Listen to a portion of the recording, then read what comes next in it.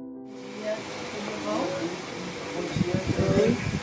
Como é que está o movimento hoje? O movimento está... Quantas pessoas nós temos? 112 pessoas. 112. E faltam quantos grupos? 4 grupos. Ela veio só para fazer a coleta ou ela vai fazer o passeio? Não, só para fazer a coleta. A coleta. Só vai pegar ali com o equipamento dela mesmo e já retorna aqui. Obrigada.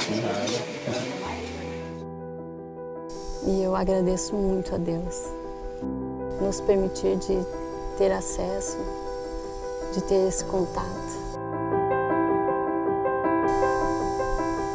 Esse lugar é o meu lugar favorito. É bonito. A emoção que eu sinto sempre que eu venho aqui é indescritível. Nós estamos em Bonito, conhecido pelos rios cristalinas.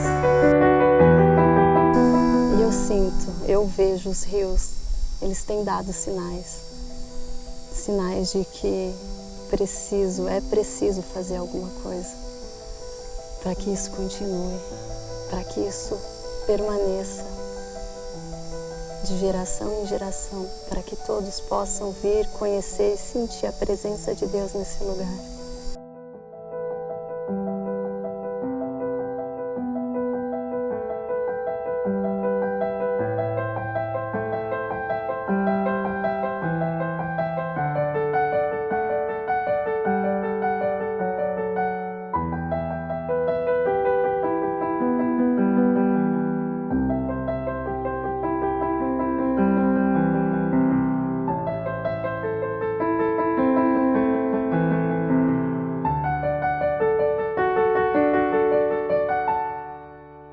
Eu me chamo Cristiane Spani, moro em Bonito.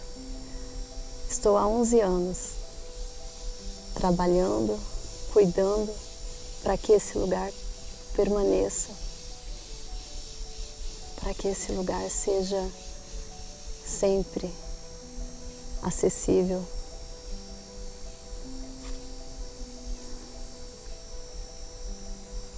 Sou proprietária deste passeio. Estamos no Rio Sucuri. É um dos rios mais cristalinos do mundo. Esse lugar é incrível.